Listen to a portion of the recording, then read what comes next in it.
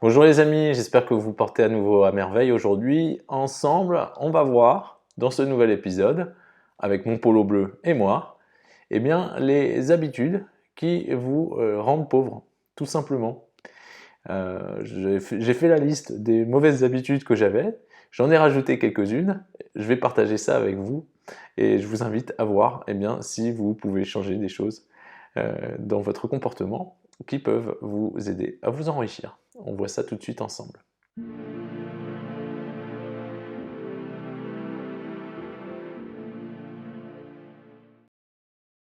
Les amis, je me réjouis de vous retrouver aujourd'hui pour un nouvel épisode. On va parler des mauvaises habitudes qui vous rendent pauvre.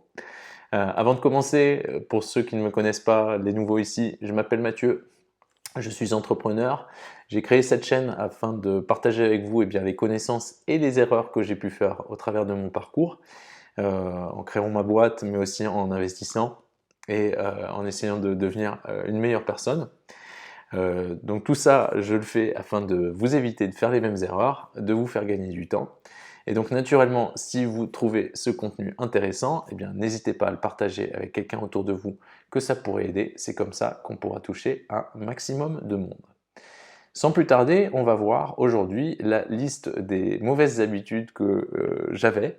J'en ai rajouté quelques-unes, hein, j'avais pas tous les travers du monde, mais la plupart de ces choses, j'en ai fait l'expérience, donc je sais de quoi je parle. Et donc on va voir cette liste ensemble.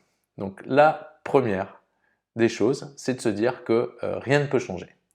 Que les choses sont telles qu'elles sont et que on est dans cet état où on est un peu en train de se lamenter sur notre sort, de se dire oh mais de toute façon il y en a qui ont de la chance et moi j'en ai pas. Eux ils sont aidés ou alors ils ont grandi dans une bonne famille ou quoi que ce soit. Alors déjà récemment je suis tombé sur une idée où je me suis dit j'aime bien cette définition de la chance et donc j'essaye de me le rappeler. La chance, en fait, c'est quand la préparation rencontre l'opportunité. C'est-à-dire que si une opportunité vient à vous mais vous n'êtes pas prêt, vous allez dire c'est pas de chance. Eh bien, si vous êtes prêt, vous allez vous dire que vous avez de la chance. Donc, j'aime bien cette idée de la chance. La chance, c'est quand la préparation rencontre l'opportunité. Donc, gardez ça en tête, faites-le travailler au fond de vous. Mais pour en revenir à cette mauvaise habitude, c'est vraiment de se dire que rien ne peut changer, que c'est plus fort que nous, etc. Alors qu'au contraire, ce qu'il faut, c'est passer à l'action. Comme le dit Arnold Schwarzenegger, la physique nous apprend que quelque chose qui est immobile veut rester immobile. Par contre, quelque chose qui est en mouvement, même s'il va très lentement, eh bien, il continue à bouger à moins qu'une force ne vienne le ralentir ou dévier sa trajectoire. Ce sont les lois de la physique.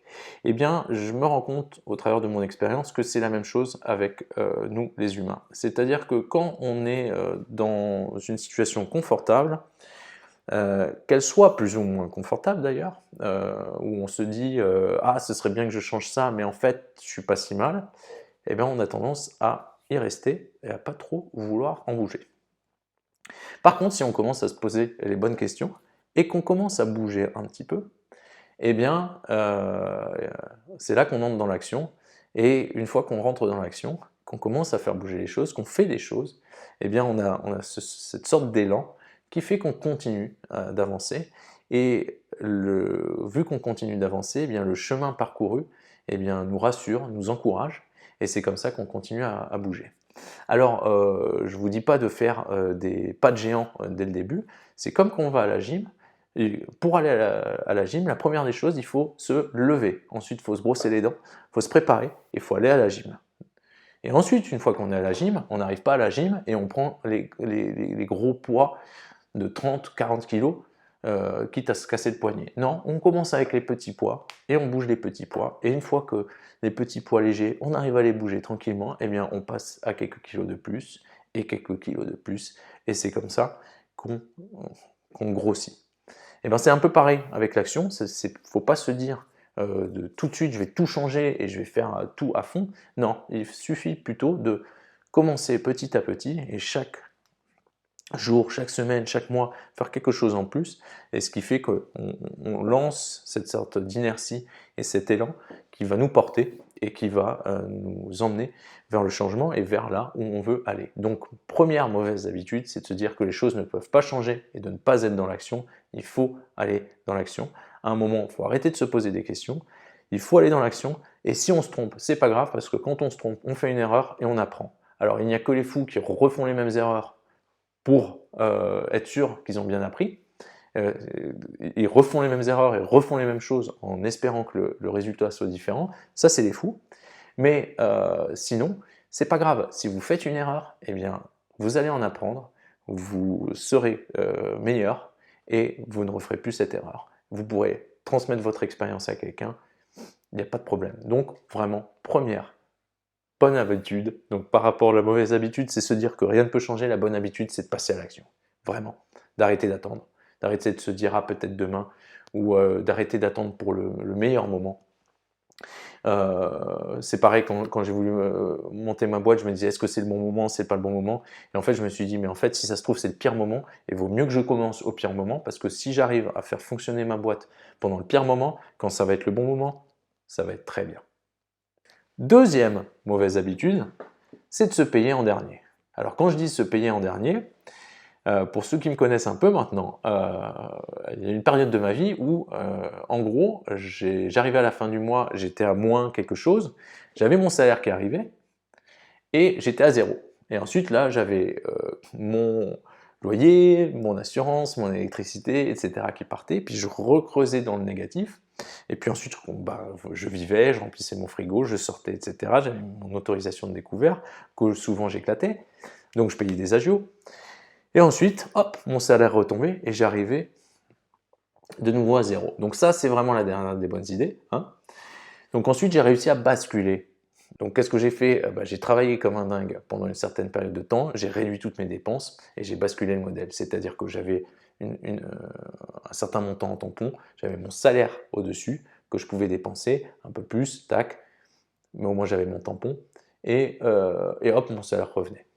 Une fois que j'étais là, et ben en fait, j'y étais pas encore. Parce que eh bien, mon salaire tombait et ensuite j'avais mon loyer, mon assurance, mon électricité, tout le monde qui venait se payer bien, sur mon compte. Et moi, à la fin du mois, je me disais combien il me reste pour mettre de côté. C'est pas du tout comme ça qu'il faut faire. Il faut se payer en premier. C'est-à-dire que quand vous touchez votre salaire, votre rémunération, c'est là, à ce moment-là, que vous mettez de côté. C'est là, à ce moment-là, que vous vous payez pour vous plus tard. Et ensuite, il y a votre loyer et tout le monde vient se servir, votre assureur, l'électricité, votre téléphone, tout le monde vient se servir sur votre compte. Mais vous, vous payez en premier. Psychologiquement, c'est super important parce que il y a deux choses. Déjà, on se dit, bon, je mets, je sais pas, 50, 100, 200 euros de côté. Donc déjà, on est dans l'action. On a cet élan. Alors on se dit, mais ça me fait 200 euros de moins pour vivre ce mois-ci. Oui, bien sûr, mais on va trouver les solutions pour faire avec 200 euros en moins. Et par contre, on est content et on voit chaque mois que ça grossit, qu'on arrive à faire quelque chose qu'on s'est fixé comme objectif et qu'on arrive à faire ça de façon consistante, eh bien, ça nous conforte dans notre mouvement et on continue d'avancer comme ça. Et ça, ça nourrit la machine et ça alimente le moteur. Donc c'est vraiment quelque chose qu'il faut faire. Et toutes les personnes qui font ça vous diront que c'est l'une des meilleures choses qu'ils ont fait pour leurs finances. C'est de commencer à se payer en premier. Et si vous vous dites, mais je ne sais pas si je vais arriver à finir le mois, vous arriverez à finir le mois parce que c'est quand vous êtes dans la pire des situations que vous trouvez toujours des solutions. Ça vous est déjà arrivé d'avoir un problème et de ne pas pouvoir payer votre loyer peut-être, eh bien vous avez trouvé une solution. Ça vous est arrivé d'avoir un problème de voiture et d'avoir une dépense imprévue et vous avez trouvé une solution. Eh bien c'est pareil, là vous allez trouver une solution, ne vous inquiétez pas. Commencez par vous payer en premier. Troisième mauvaise habitude, c'est de ne pas avoir une épargne de précaution. Une épargne de précaution, c'est quoi? Ça équivaut, suivant les personnes, 3, 6, 10, 12 mois pour les personnes les plus conservatrices ou les plus peureuses. d'argent de côté. Ces deux côtés, c'est en liquide, sur un compte, ça ne bouge pas, c'est pas investi, c'est de côté au cas où vous avez un coup dur. Donc, suivant votre style de vie, mais aussi votre âge, si vous avez la vingtaine, 3 mois d'avance de toutes vos charges fixes, c'est suffisant parce que vous êtes jeune, vous pouvez rebondir, vous perdez votre travail, vous allez en retrouver un autre, il n'y a pas de problème. Et votre niveau de vie n'est pas élevé, vous n'avez pas de responsabilité, vous n'avez pas d'enfants, vous n'avez pas d'emprunt en principe. Donc, en principe, 3 mois, ça devrait suffire. Et puis ensuite, quand on a un style de vie un peu plus posé, avec un peu plus de responsabilité, eh bien, on peut passer à 4, 5, 6 mois.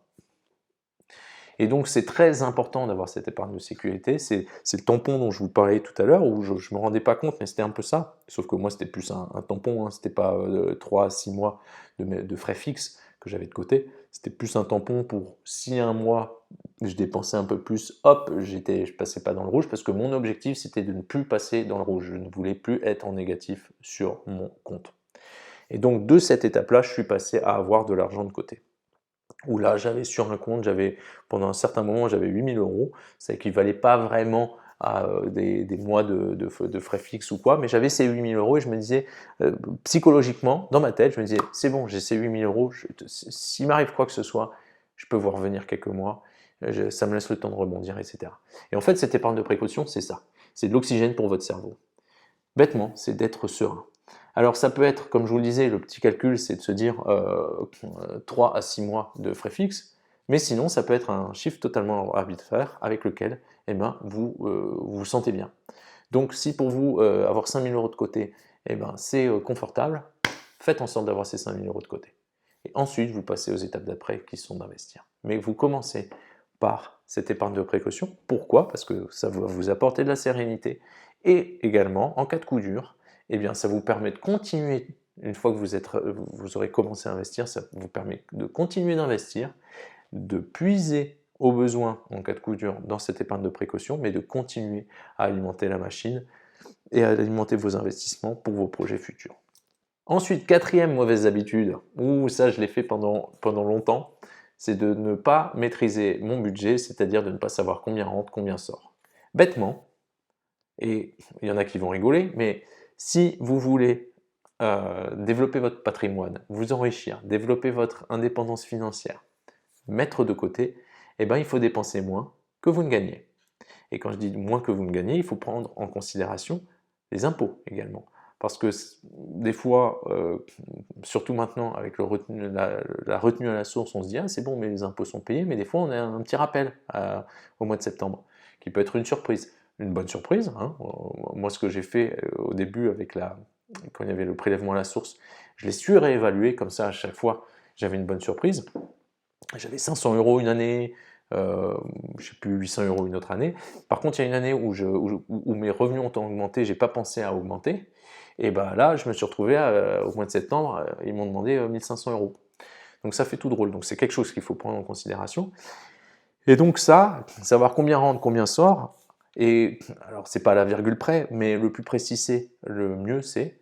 Eh bien, ça vous permet de savoir où vous êtes, combien vous pouvez mettre de côté, et ça vous permet bêtement de suivre en fait vos finances, et plutôt que ce soit un flou artistique, et vous dire ouais c'est bon, je m'en sors, ou quoi que ce soit, d'avoir vraiment une lecture claire, ça vous permet eh bien, de savoir où vous en êtes, et ça vous permet de vous projeter et d'avoir des projets. Si vous êtes dans le brouillard, vous voyez que à 50 mètres. Si vous êtes par temps clair et dégagé, eh bien vous pouvez voir au bout de la route, mais vous pouvez voir aussi qu'il y a une route qui part là-bas, qu'il y a une autre route qui part là-bas, vous pouvez faire des choix. Donc, connaître son budget, le maîtriser, savoir combien rentre, quelles sont nos dépenses, quelles sont nos recettes, très important, afin de pouvoir allonger son horizon et de pouvoir commencer à penser moyen, long terme. Cinquième mauvaise habitude, avoir des passe-temps, des loisirs qui sont chers. Eh oui, alors celle-ci j'ai un peu piqué quelqu'un autour de moi parce que j'ai jamais été quelqu'un qui dépense. Moi j'ai toujours dépensé si en fait dans mes passions. Pour ceux qui ne le savent pas, je suis un DJ international à la retraite. J'ai fait ça pendant 20 ans. Et eh bien, dès que j'avais un peu d'argent, que j'avais bien travaillé un mois ou quoi, boum, j'achetais un nouveau synthétiseur ou une nouvelle boîte à rythme. Donc c'est un peu moi, mais c'était plus parce que j'avais bien travaillé, c'était un peu comme j'avais ma prime. Donc je me faisais plaisir avec ma prime. Aujourd'hui, si je touchais une prime, je me dis, je garde 20% pour me faire plaisir et 80%, je l'investis ou je le mets de côté. Vous voyez comment j'ai changé.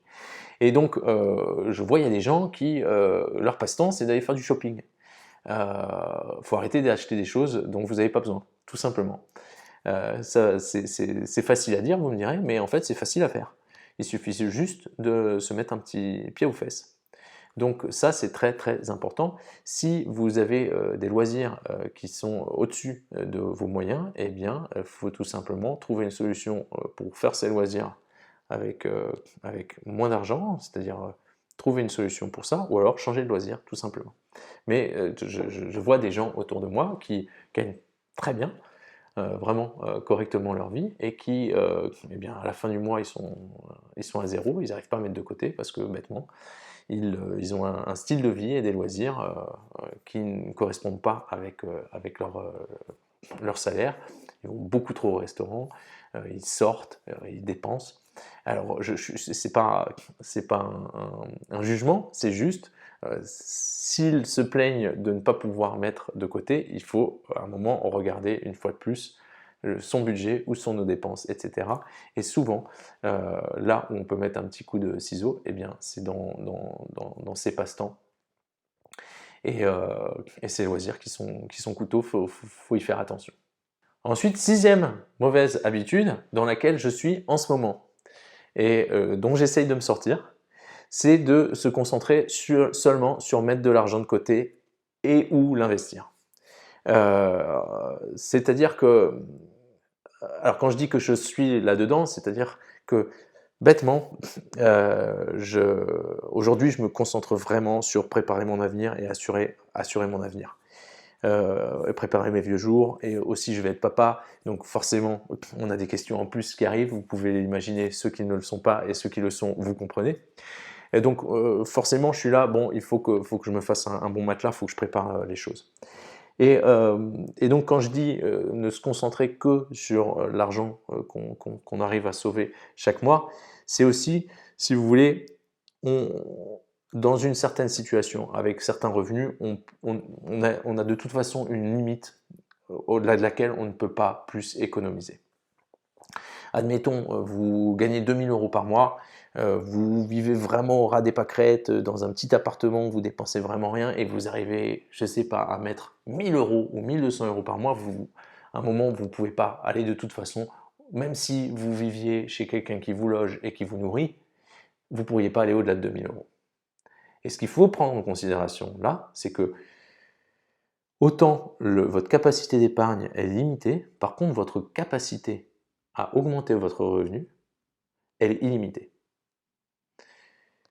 Si vous avez des compétences qui payent sur le marché du travail, eh bien vous pouvez augmenter votre salaire, vos rémunérations. Et en fait, c'est la chose à laquelle je pense aujourd'hui, c'est-à-dire que j'ai énormément de compétences, mais qui sont très diverses. Comment les valoriser afin de pouvoir déjà faire grossir mon entreprise, mais peut-être aussi développer une autre activité annexe, où je pourrais valoriser une partie des compétences que j'ai, mais que je n'utilise pas aujourd'hui dans mon entreprise. Car, bêtement, il n'y a pas de limite. Il n'y a pas de limite à combien on peut gagner. Il y a des milliardaires. Donc, autant qu'on se concentre uniquement sur mettre de côté, épargner, on se concentre sur quelque chose, sur un jeu qui est limité. Et par contre, si de la même façon, on se concentre sur comment je peux faire en sorte d'augmenter mes revenus, et ça peut être aussi, si on est employé, c'est ajouter de la valeur à son travail, à l'entreprise pour laquelle on travaille, et demander une augmentation. Ça peut être commencer une activité annexe, etc. Se poser la question de comment je peux faire en sorte de faire plus d'argent, là, on est dans un jeu qui est illimité. Il n'y a pas de limite. Donc c'est quelque chose sur lequel aujourd'hui, moi, je suis en train de travailler. C'est-à-dire que j'étais là sur les 2 dernières années, j'étais énormément concentré sur mettre de l'argent de côté. Pour vous dire, cette année-là, j'ai mis 14 000 € là, de côté à l'heure de cette vidéo, de côté. Je suis content, hein, mais faut en faire quelque chose. Et justement, là on va sûrement investir dans l'immobilier avec ma femme, je suis content. Donc blague à part, je me suis concentré là-dessus, c'est très bien, mais maintenant il faut que je me concentre sur augmenter ma capacité à gagner de l'argent, tout simplement. 7e mauvaise habitude, et quand je dis 7e, en fait, je crois que la première, je ne l'ai pas comptée, donc on va dire que c'était 0. Donc 7e mauvaise habitude, eh bien, c'est de ne pas faire attention aux taxes qu'on paye. Et quand je dis taxes, ça peut être surtout pour les particuliers, les employés, les impôts. Mais pour les entrepreneurs, c'est aussi impôt sur les sociétés et toutes les différentes taxes qu'on peut optimiser. Alors, quand je dis ne pas y faire attention, c'est 2 choses. C'est d'une part, ne pas y faire vraiment attention, mais aussi la deuxième chose, c'est ne pas comprendre comment ça fonctionne. Parce que si on comprend comment ça fonctionne, eh ben on peut se dire comment j'optimise, comment je minimise la casse, comment je peux me prendre des coups de ciseaux en moins. Et ça, c'est important. Donc, bien sûr, tout dépend si vous êtes particulier, employé, de votre imposition. Si vous payez 800 € d'impôts par an, bon, peut-être que les taxes, c'est pas la chose à optimiser en premier, c'est plus essayer de gagner plus, et ensuite on parlera des taxes. Mais c'est important de comprendre comment ça fonctionne, et aujourd'hui, il y a des moyens, et tout ce que je dis, c'est légal. C'est-à-dire que l'État met à notre disposition des systèmes et des outils de défiscalisation qui nous permettent de payer moins d'impôts pour soutenir des projets que l'État veut que nous soutenions. Et donc pour ça, il faut connaître comment ça fonctionne, il faut savoir combien on paye d'impôts, et il faut connaître comment ça fonctionne pour pouvoir profiter de ces avantages fiscaux. Mauvaise habitude numéro 8, dont Mathieu est le champion, c'est attendre trop longtemps ou le bon moment pour investir. Donc, je me répète, je l'ai déjà dit, mais le meilleur moment pour investir, c'était hier. Le deuxième bon moment pour investir, c'est aujourd'hui. Et le troisième bon moment pour investir, c'est demain. Il n'y a pas d'histoire. Si vous avez un horizon à moyen long terme, la situation actuelle, macroéconomique, n'a aucune importance. Il faut commencer à investir maintenant. Si vous investissez dans l'immobilier, oui, les taux d'intérêt sont élevés, mais d'ici quelques années, ils vont rebaisser, vous renégocier votre prêt, et vous aurez commencé à faire travailler l'argent de la banque pour vous plus tôt. De la même façon, si vous pensez à investir dans les placements financiers et que vous vous dites « je ne sais pas, c'est quoi le bon moyen, comment je fais, je commence par quoi ?» etc. et que vous ne commencez pas, et bien bêtement, chaque jour, vous perdez de l'argent. Tout simplement. L'argent que vous auriez pu investir, eh bien chaque jour, il aurait pu vous rapporter de l'argent, vous perdez de l'argent tous les jours. Donc à un moment, il faut avoir le déclic. Moi, ça m'a pris énormément de temps parce que pour moi, tout ça, c'était chinois. C'est pour ça aussi qu'une fois que j'ai compris tout ça, je me suis dit, mais c'est pas si compliqué, et que j'ai décidé de faire cette chaîne et de partager tout ça avec vous pour vous faire gagner du temps et vous éviter les erreurs que j'ai pu faire. Mais ça m'a pris trop longtemps, et encore aujourd'hui, il y a des choses que je vais mettre en place et que je tarde à mettre en place. Et je ne vais pas taper ma tête contre le mur, mais je ne suis pas content avec moi-même à cause de ça. Donc, je vous assure, c'est très important, commencez le plus tôt possible. Et d'ailleurs, parlez-en autour de vous, parce que, par exemple, j'ai une nièce qui a la vingtaine, je me dis, mais pour elle, c'est si important. Si aujourd'hui, elle commence à mettre 100 € de côté, qu'elle le place, elle peut changer la trajectoire de sa famille une fois qu'elle sera grand-mère. Parce qu'elle aura pu accumuler 1 million d'euros. Et 1 million d'euros de patrimoine, ça peut changer la trajectoire d'une famille, tout simplement. Et si vous ne me croyez pas, je vous invite à aller voir l'épisode sur la mécanique des intérêts composés que je vous mets ici. Vous verrez, c'est impressionnant. Pour finir, dernière mauvaise habitude, et c'est un peu pour boucler la boucle, c'est de garder toujours le même état d'esprit par rapport à l'argent. C'est-à-dire de se dire, l'argent, c'est comme ça, c'est pas autrement. Pour vous parler de ma propre expérience, pour moi, l'argent, il a eu beaucoup de visages différents au cours de ma vie. Quand j'étais gamin, c'était soit inexistant, soit on n'en avait pas assez.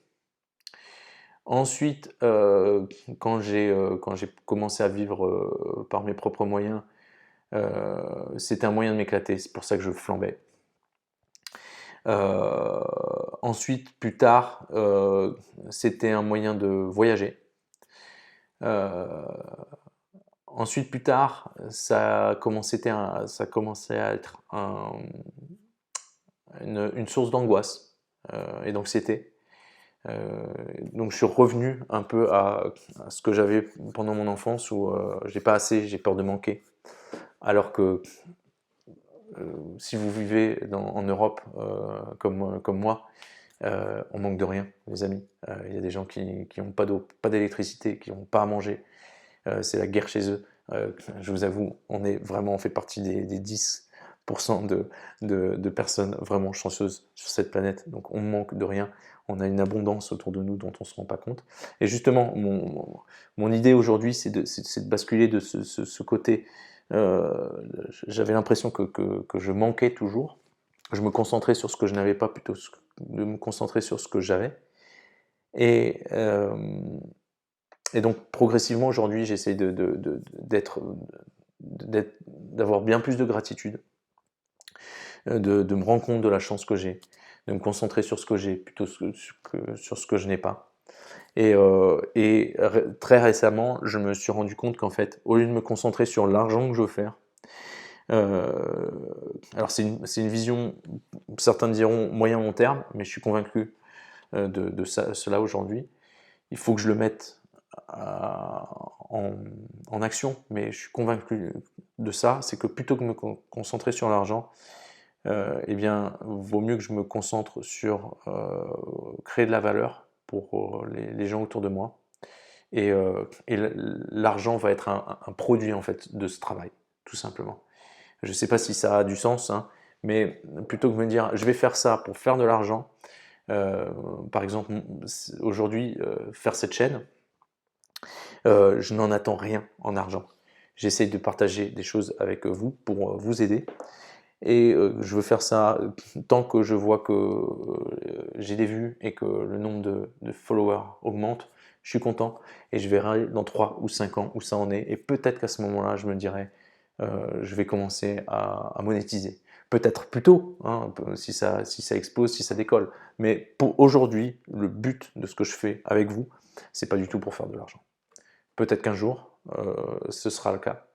Mais voilà plus dans l'approche dans laquelle je suis, parce que je me rends compte de la chance que j'ai. Et si je peux aider des gens autour de moi, au final, pour moi, ça n'a pas de prix.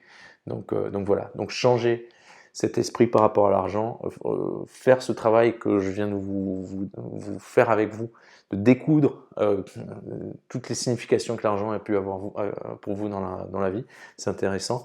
Et de vous dire, bon alors, la prochaine saison de ma vie, quelle signification je veux donner à l'argent. Voilà pour les mauvaises habitudes qui peuvent bien sûr devenir de très bonnes habitudes si on change quelques petites choses. J'espère que cet épisode vous a plu. N'hésitez pas bien sûr à le partager avec quelqu'un que ça pourrait aider autour de vous. Moi je me réjouis bien sûr de vous retrouver bientôt pour un nouvel épisode. D'ici là, vous pouvez mettre un petit like, me poser une petite question en commentaire.